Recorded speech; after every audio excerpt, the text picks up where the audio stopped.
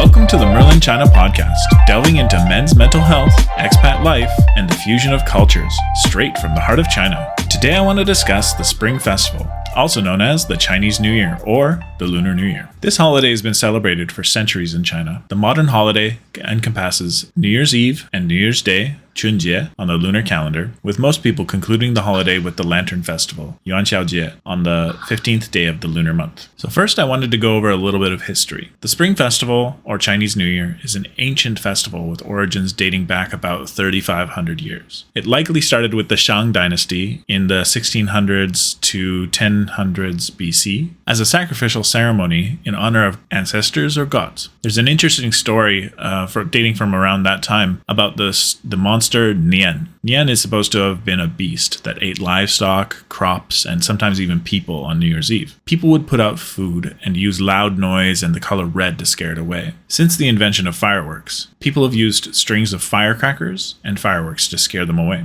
This story covers many traditions that are a part of the celebration today. Over time, more traditions have been added, including putting up the Spring Festival couplets at the entrance of your home or business. You know, the red banners you might see at the top or the sides of people's homes or businesses around this time. They usually have some sort of Chinese phrase or sentence that will wish good luck for the new year. Other traditions include cleaning the house, not cutting your hair, replacing your chopsticks and other home items, plates and that kind of thing. And of course, setting off fireworks. There are of course many traditions that are local or only practiced in certain areas and things like that. And I'm missing quite a lot. I'll try to find a link to some lists of different customs and post it with my website. The term Spring Festival is actually relatively new. It's only been around for about 100 years. The holiday as it is now is really kind of the work of the new government of China, and it's been around since the 1940s. In modern times, the majority of Chinese people will actually get at least New Year's Eve and day off of work, along with the days before and after, to account for about a week. Usually it's about a week off for the majority. Some people, like teachers, students, that kind of thing, might end up with actually 3 full weeks off of school. This would be their spring break or winter break. There's, of course, unfortunately, a minority of people in the service, transport, and other industries who don't get this time off, but can usually take the same time off at other times, and will usually get paid an extra amount, a percentage, for working this holiday. This is a time referred to as the largest annual human migration. Literally, most of China is moving around this time. That means millions, hundreds of millions of people going from town to town, traveling from big cities to their hometowns or to visit family. Some people will even take this opportunity to travel to another city in China or go abroad for tourism. Now, many of these people might classify as a migrant worker. They live in Beijing, Shanghai, Guangzhou. They make as much money as they can and live in fairly small apartments with very little money, and they send as much money as they can back to their hometown. Often, they might even have kids who are living back in their hometown with their grandparents, while their mother and father are able to go to these larger cities, maybe live in even dormitory housing, and send as much money back to their hometown to take care of their kids.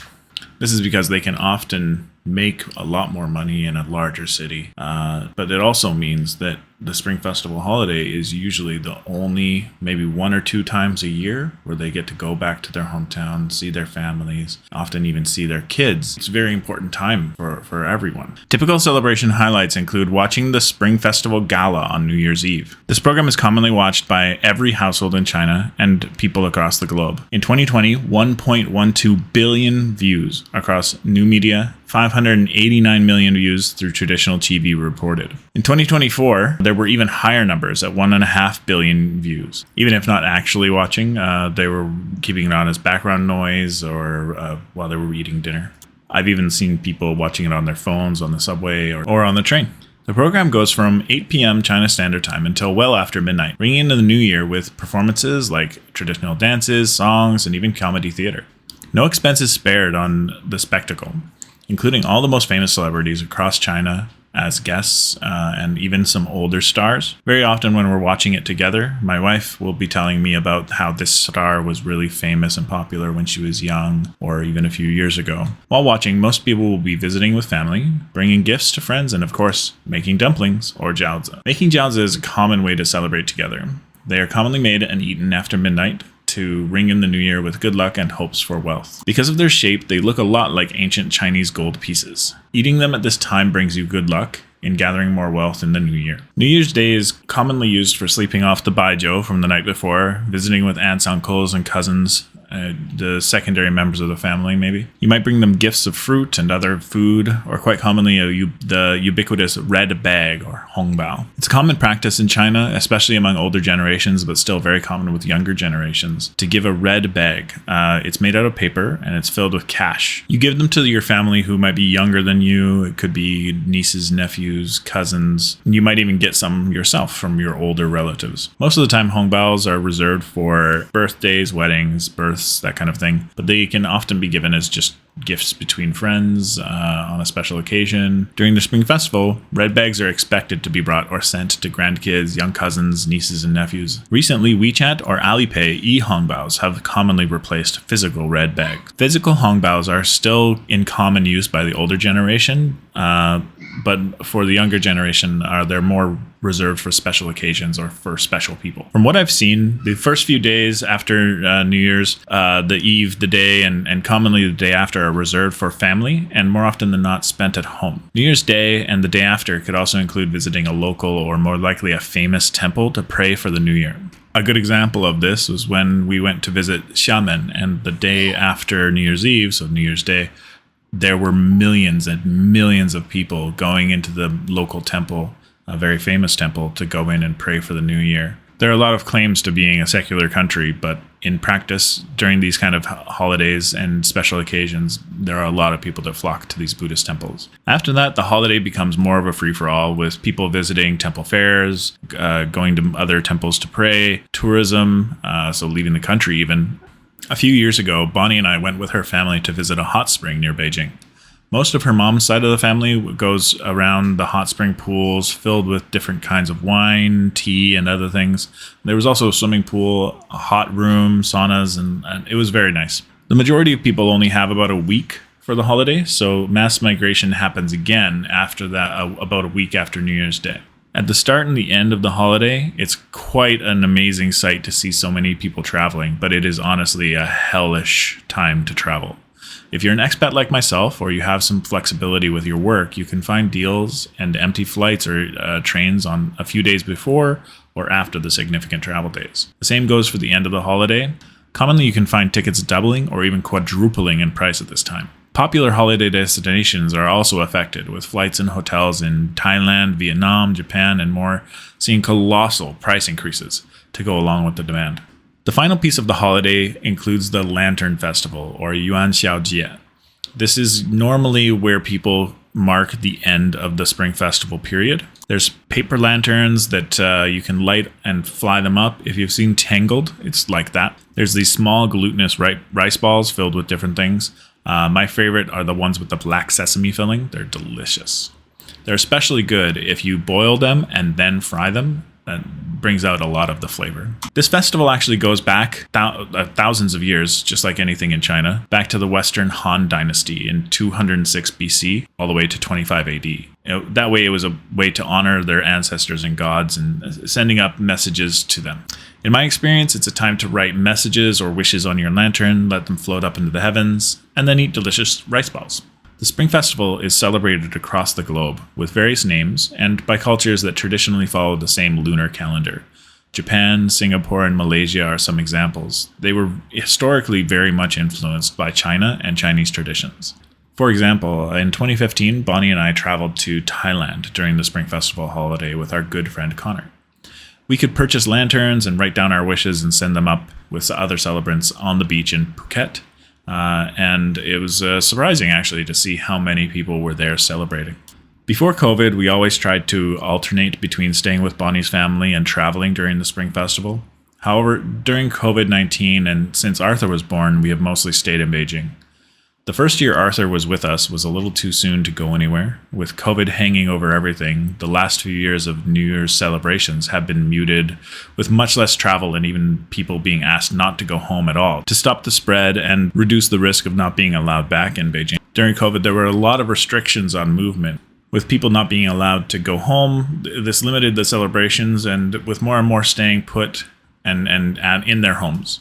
Temple fairs and all of their celebrations were either closed or limited capacity. It was not a fun time. In 2023, it was the first time since 2020 that people were free to move around, and they moved around. 2020 saw about 3 billion trips over the Spring Festival period, while 2023 saw 4.7 billion over the same period, probably compensating for the previous year's lockdowns. This year in 2024, between January 26th and March 6th, the Spring Festival period, around 9 billion trips were estimated, tripling the before the pandemic numbers. We spent the Spring Festival period in Beijing this year and had some pretty good fun. With the pandemic over a year in the rear view, and Arthur finally old enough to participate and enjoy, the first few days we didn't do the traditional thing. Instead, we took Arthur to some shopping malls to enjoy the decorations and activities they offer. There was also some really good food. We saw some fantastic lion dances and beautiful sights, while Arthur was given places to run around and be crazy. The few traditional things we did do were eating dumplings on New Year's Day, going to a temple fair, and watching the gala on New Year's Eve. This year's gala was actually pretty impressive. I've posted links to a 2024 gala in the blog post for this episode. Besides traditional activities, we enjoyed a week-long holiday together in an amazing and colossal city. We visited 2 malls for the first few days, New Year's Eve and Day, to enjoy the decorations and take Arthur to some indoor play areas. New Year's Day in particular was quite incredible. We went to the Indigo shopping mall where they built an indoor temple fair made of lanterns and an impressive dragon. They had lion dancers and fortune tellers. It was a lot of fun. We ended the night by eating some delicious Peking duck and teaching Arthur how to eat it for the first time. The next day we went to a temple fair. I spoke last time about the Chinese term translated to people mountain, people sea. This is what we saw, an ocean of people. There are temples like this in cities across China and many across Beijing. They're usually relatively empty, but with the odd tourist group going through or people playing mahjong or something, but they're packed solid during this holiday. We didn't play any games, but we saw some performances, acrobats, contortionists, even a magician. We ate some of the street food and just enjoyed a warm day. Arthur had a blast. In the YouTube video I'm making for this post, I'll show some video of the fair that we went to, as well as some pictures from the fairs I've been to in the past. Next, we went to a beautiful lantern festival in a park just outside of Beijing proper. This kind of exhibition is an example of some fantastic things that can happen around China, and anyone outside of Beijing might not even know that it happened. It's actually one of the reasons I wanted to start this channel and kind of promote other channels that do this kind of review of performances and things around China and Beijing, because there's a lot of stuff that happens in China that the news doesn't tell you about. There's some beautiful exhibitions, amazing music festivals. It's really a truly beautiful and wonderful place at times. The park is pretty big, but it takes up a relatively small section for the lantern exhibition. It's pretty hard to describe, but I took a lot of pictures so you can see for yourself on the blog post, or I'll be making a YouTube video with a lot of the details. The final outing I wanted to discuss was when we went to an artificial snow fun place. Beijing had a reasonably warm winter this year, but various parks around the city had these artificial snowmakers with sledding, snowball fights, and other attractions. We spent an afternoon sledding and making snowballs. Arthur had a blast. I wish we had time to do more. Again, the videos and pictures for this are up on the website and blog post, as well as I'm with that YouTube video about this post. I'll be putting more in. This Spring Festival has been a great holiday, and we really enjoyed it. I'm looking forward to doing more of these things with Arthur and experience the wonder of this cultural event from his perspective and growth. This is his heritage and culture. I'm really excited for him to grow and learn more about it, and to learn more through his eyes. Next year, we are planning to travel, but we'll still strive to give Arthur some of the cultural experiences that we can. If you want to learn more about the Spring Festival, I'll link some videos and more on my website and at the end of this post. These can serve as more in-depth details about the history, the modern celebrations, and the gala from 2024 and more. For now, I'll sign off. I hope you enjoyed this review of the Spring Festival, how it is celebrated, and some of my personal experiences. Thank you for tuning in, and I'll see you next time on Merlin in China.